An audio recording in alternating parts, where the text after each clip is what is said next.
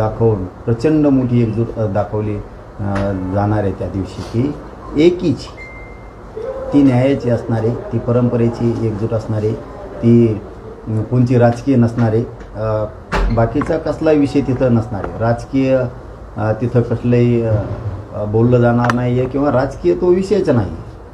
तिथं ना कुठले निर्णय घेतले जाणार आहेत ना काय घेतले जाणार आहेत. जसं मी सांगितलं की बीडसह विशेष करून मराठवाड्यातल्या बाहेर गेलेल्या नोकरीसाठी गेलेल्या बांधवांनीसुद्धा त्या दिवशी सगळ्यांनी दर्शनासाठी गडावरती यायचं आहे. म्हणजे मराठवाड्यातले सगळे गोरगरिबांनी सगळ्यांनी दर्शनासाठी तिकडे यायचे.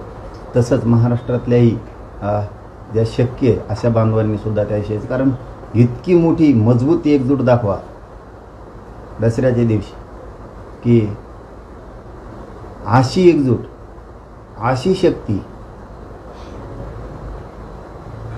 पुन्हा नाही झाली पाहिजे. इतक्या ताकदीनं सगळ्यांनी यावं दर्शनासाठी आणि मी तिथं सगळ्या बांधवांचा आशीर्वाद घेण्यासाठी येणार आहे. प्रचंड ताकदीनं पोरं सगळे पोट्टे तिकडं तुफान वेगानं नारायणगडाकडं दसऱ्याच्या दिवशी येणार. नाही, हा दसरा मेळावा तुमचा असेल का फक्त म्हणून जाणार काय, त्याचं स्वरूप कसं असेल जरा स्पष्टपणे सांगा. तो पारंपरिक दसरा मेळावा आहे. परंपरेनुसार जे परंपरेनुसार होतं त्याच पद्धतीनं.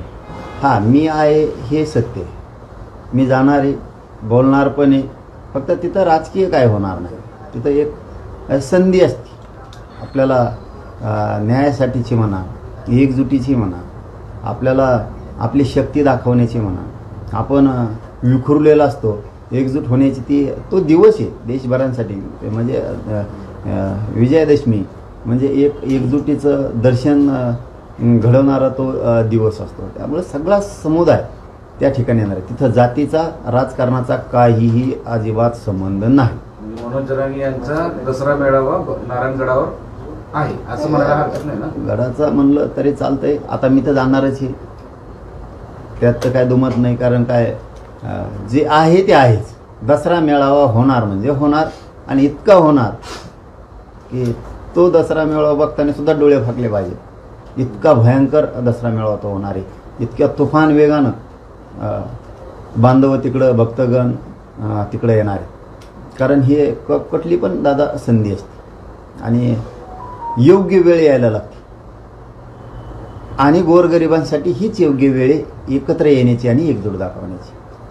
कुठली पण संधी असते आणि ती आमच्यासाठी, जनतेसाठी, या प्रजेसाठी, या गोरगरीब पिंजलेल्या लोकांसाठी, दारिद्र्याच्या खाईत डुबलेल्या गोरगरिबांना समृद्धीकडं, सुख समृद्धीकडे घेऊन जाणारी कुठली तरी एक संधी असते, दिवस असतो. एकजूट दाखवण्याचा एक कुठला तरी वेळ असतो, काळ असतो आणि तो दसऱ्याच्या दिवशी. म्हणून सगळे मराठी आणि सगळा समाज, सगळं जनता, शेतकरी सगळे नारायणगडावरती एकवटणार. दसरा मेळाव्याच्या दिवशी मुंबईमध्ये 2, तिकडे नागपूरला पण असतो, तिकडे सावरगाव घाटला पण असतो. हे सगळ्यांच्या वेळा ठरलेल्या आहेत. तुमची काही वेळ ठरलेली आहे का त्या पुण्या दिवशी? म्हणजे दसऱ्या दिवशी किती वाजता पुण्या वेळेस? 12 वाजता. दसऱ्याच्या दिवशी दुपारी 12 वाजता सगळा बांधव, सगळी जनता दर्शनासाठी, सगळे भक्तगण तुफान वेगानं नारायणगडाकडे कूच करणार.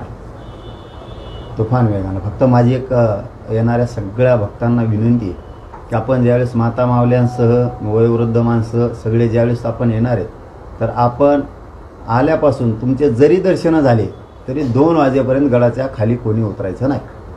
2 वाजल्याच्या नंतर आपण आपल्या गावाकडं जाऊन सण साजरे करायचे. कोणी मात्र 2 वाजेपर्यंत दर्शनं झाले तरीही खाली उतरायचं नाही.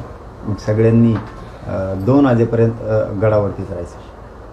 पण विधानसभेच्या आधी तुमचा हा मेळावा सगळे राजकीय पक्ष आपली ताकद दाखवण्यासाठी दसऱ्याला घेतात. तुमच्याही असंच मानलं जाते की तुम्ही राजकीय दबाव टाकण्यासाठी हा एक शक्ती प्रदर्शन करणार आहात. नाही, मी आत्ताच सांगितलं की प्रत्येकाला स्वतःच्या जे प्रश्न येतात, ज्या अडीअडचणी येतात, जे आपण म्हणतो ना दिवाळी असो किंवा दसरा असो, ही एक सुख समृद्धीकडे नेणारा प्रवाह आहे. एकजूट दाखवण्याचा हा एक मार्ग असतो, एक संधी असते. तशी ही संधी योगानं त्या दिवशी संधी आली, त्याला आम्ही काय करावं? आता ते तवाच निवडणुका घेतल्या, आम्ही काय म्हणलो की त्यांना त्याच टायमाला घ्या. पण आम्हाला कुठेतरी भक्ताला, सगळ्या जनतेला, सगळ्या शेतकऱ्यांना एकत्रित एकजूट दाखवून आम्हाला ज्यावेळेस मार्गक्रमण करायचं असतं सुखाकडं, समृद्धीकडं, परिवर्तनाकडं, आमच्या लेकरांच्या न्यायाकडं, शेतकऱ्यांच्या प्रश्नाच्या न्यायाकडं, म्हणजे देवदेवता शेवटी आशीर्वाद यासाठी देता येईल की तुमच्यावरती असलेला त्रास कमी झाला पाहिजे, दुःख कमी झाला पाहिजे, म्हणून आम्हाला ती संधी आहे. आता त्याला कोणी शक्ती प्रदर्शन समजायचं आहे का कोणी काय समजायचं ज्याचा त्याचा भाग आहे, पण तो पारंपरिक पद्धतीने मी स्पष्ट सांगितलं ना, तिथं जातीचा प्रश्न आहे ना तिथं राजकारणाचा प्रश्न आहे, पण संधी आहे ना मात्र आम्ही सगळी जनता तुफान वेगाने येणार. हा दसरा मेळावा म्हणजे हा दसरा मराठ्यांना सुख समृद्धी आणून देईल असं वाटतं तुम्हाला का? नाही, तर जातीचा आणि राजकारणाचा प्रश्नच नाही. नाही नाही, माझा प्रश्न असा आहे की तुम्ही जसं म्हणले ना सुख समृद्धीसाठी दसरा असतो, तर हा दसरा मराठ्यांना सुख समृद्धी घेऊन येईल का?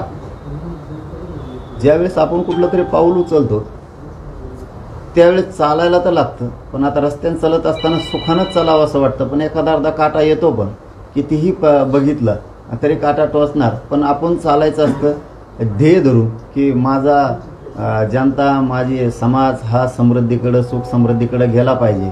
मग ते विचार करायचा नसतो, त्यामुळे चालायला तर आम्ही सुरुवात करतोय. सुख बघितलंय समोर तर तिकडे चालायचा प्रयत्न करतोय, समृद्धीकडे जाण्याचा प्रयत्न करतोय. आम्ही प्रयत्न तर करायला होतो. दसऱ्याच्या निमित्तानं रावणाचं दहन केलं जातं, रावण दहन केलं जातं, तर तुम्हाला या म्हणजे कुठलं दहन म्हणजे राजकीय पद्धतीनं दहन कुठलं होणार आहे असं काय वाटतं? इथं काय भाषा नाहीये, काही राजकीय नाही, काय जातीय. ते आदिवासीमधून धनगर समाजाला आरक्षण देण्यासंदर्भात सरकारच्या हालचाली सुरू झालेल्या आहेत. मेळाव्यामध्ये सगळे आपापले पक्ष, राजकीय पक्ष एक आपली भूमिका मांडत असतात. तसं भगवानगडाच्या पण याच्यामध्ये एक सामाजिक भूमिका मांडली जाते, तिथं भाषणं होतात. तर तुमच्या मेळाव्यामध्ये तुम्ही आपली काय भूमिका मांडणार आहात, तुमचं भाषण होणार आहे? नाही, आमच्यावरती स्पर्धा करण्याचे संस्कार नाही. आम्ही स्पर्धा नाही करत. आम्ही लढतो, चालतो, जिंकतो, एकजूट दाखवतो ताकदीनं. स्पर्धा करण्याचे संस्कार आमच्यात नाही आहेत. आणि काय बोलायचं त्या दिवशी काही शिल्लक राहून देणार. असं आहे की आतापर्यंत जे दसरा मेळावे झाले, मग तो शिवसेनेच्या दोन्ही शिवसेनेचा असेल, जो ऊसतोड कामगारांचा म्हणून सुरू झालेला भगवानगडावरचा दसरा मेळावा असेल, हे सामाजिक याच्यातून सुरू झाले, पण त्याचं राजकीय स्वरूप आलं पुढे आणि सगळे राजकीयच त्याच्यासाठी करतात. तुम्ही म्हणतात मराठ्यांनी एकत्र या, कशासाठी एकत्र या? शक्ती दाखवायसाठी एकत्र या, पुढची दिशा दाखवायसाठी एकत्र या, की कशासाठी? का नुसतंच आपल्याला खूप शक्ती, आपले खूप लोक आहेत म्हणून एकत्र या? काय असतं बघा, शेवटी तुम्हाला सुख समृद्धी शब्द जर तुम्ही घेतला आणि लोकांच्या दारिद्र्यावर तुम्हाला जर खुंकर घालायचे असले तर तुम्हाला कुठेतरी एकमेकाचं दुःख एकत्र येऊन एकमेकाशी संवाद साधून सांगायला लागत असतं, एकमेकाशी सांगायला लागत असतं. शक्ती दाखवायची किंवा समाज लय मोठा आहे म्हणून एकत्र यायचं नसतं, आणि त्या प्रकारात मी पडत पण नाही कधीच. आणि मला आणि माझ्या समाजाला थोडी शक्ती दाखवायची गरज नाही. त्याच्यामुळे मी इथं समाजाचा विषयच नाही घातला, मराठ्यांचा पण नाही घातला. इथं भक्तगण आहे, इथं भक्तगण, इथं जातीचा राजकारणाचा विषयच नाही. ही परंपरेनुसार होणार, पण आपले दुःख मांडण्यासाठी, आपल्या अडचणी मांडण्यासाठी कुठंतरी संधी लागती आणि योग्य वेळ यायला लागते. आणि नेमकी योग्य वेळ ती लोकांच्या, जनतेच्या हातात आली. त्यामुळे जनता ताकदीने तिथे येणार आहे. फक्त एक सांगतो पुन्हा की असं म्हणायचं नाही कुणी की वरती नको, खूप गर्दी आहे.